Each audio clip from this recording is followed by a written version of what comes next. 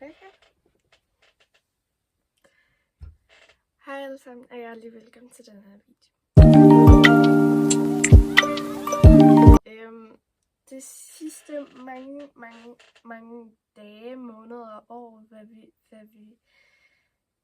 hvad vil jeg kalde det, har jeg ikke uploadet særlig meget, og jeg har en god grund til det, og den vil jeg gerne dele med jer i dag. Så dengang jeg startede på YouTube, der havde jeg meget tid i overskud, som jeg kunne bruge på at lave videoer. Og det havde jeg ikke i så lang tid, og så startede jeg med at, først og fremmest så blev jeg tumbler. For det andet er jeg blevet moster for 2 år siden, hvilket har fyldt så meget. Jeg har også haft en ny klasse, jeg skulle fokusere på, og jeg har skulle starte på 2 nye hold til gymnastik også. Og så har jeg også skulle være hjælpetræner på 2 hold her i Bjergbro. Og det er noget, som der har fyldt okay meget for mig, så jeg har ikke rigtig haft mulighed for at lave nogle videoer, fordi jeg har ikke haft særlig meget tid til overskud.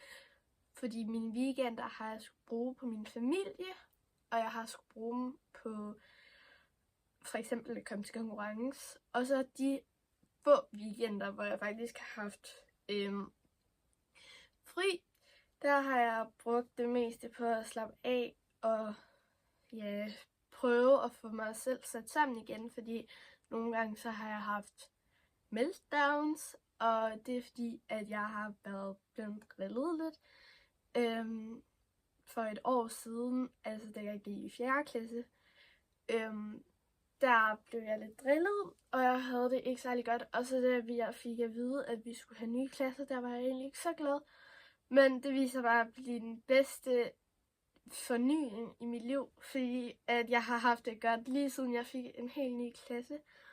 Så ja, det har bare været fuldstændig fantastisk. Jeg vil også gerne lige forklare sådan lidt, hvordan det er min hverdag, alt lige her for tiden.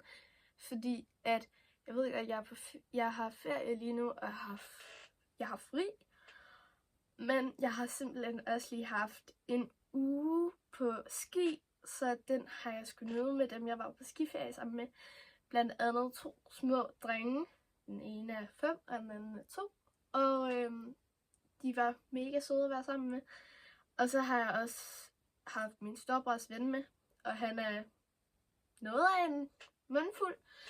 Ej, det er han ikke, men det føles lidt som en mildere version end min storebror. Og så har jeg sådan, nu har jeg skulle komme mig lidt over skiferien, fordi jeg har haft forstået min fod et par dage før, at jeg skulle afsted på ski. Og det har gjort lidt ondt, og jeg har ikke rigtig sådan haft mulighed for rigtig at komme mig over det. Men lige nu, der skal jeg faktisk træning i dag, for første gang efter juleferien.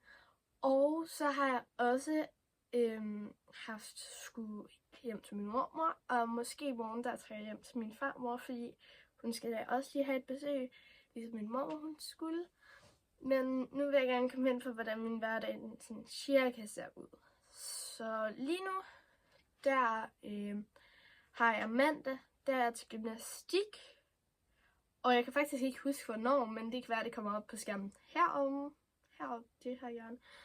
Og hvis jeg kan finde ud af det. Og så her om tirsdagen, der er jeg først hjælpetræner på et hold fra 4 år og så til 6 eller 7 år. Og så bagefter har jeg et hold, som jeg selv går på, og det hedder Rytmedans, som jeg går på bagefter. Og så den eneste fridag faktisk på hverdagene, der er det onsdag, jeg har fri. Og så starter jeg igen torsdag med at være hjælpetræner på et andet hold. Og så er jeg selv på et hold, der hedder Springmix. 4. til, jeg tror det er blevet lavet om til 9. klasse. Før var det 8. klasse, men nu er det blevet lavet om til 9. klasse. Og så fredag, der er jeg til gymnastik i Viborg. Og det er også mandag. Så ja, det er mega fedt at have så mange ting. Men det er også nogle gange lidt meget, fordi at det tager bare det meste af min tid. Jeg har ikke særlig mange tid med veninder og sådan noget, men det plejer jeg virkelig at prøve at prioritere, og så plejer det at enten være lørdag, eller så har jeg en veninde med hjem til mig en af de dage, hvor jeg skal til gymnastik. Og hvis du er nået hertil, så tusind tak, fordi du har set den her video. Jeg håber, jeg har kunnet svare på måske nogle af de spørgsmål, man har haft til, om jeg har stoppet, eller om jeg bare har holdt en lang pause. Så tusind tak, fordi du har set med helt indtil nu. Og så ses vi egentlig bare i min næste video. Hej hej!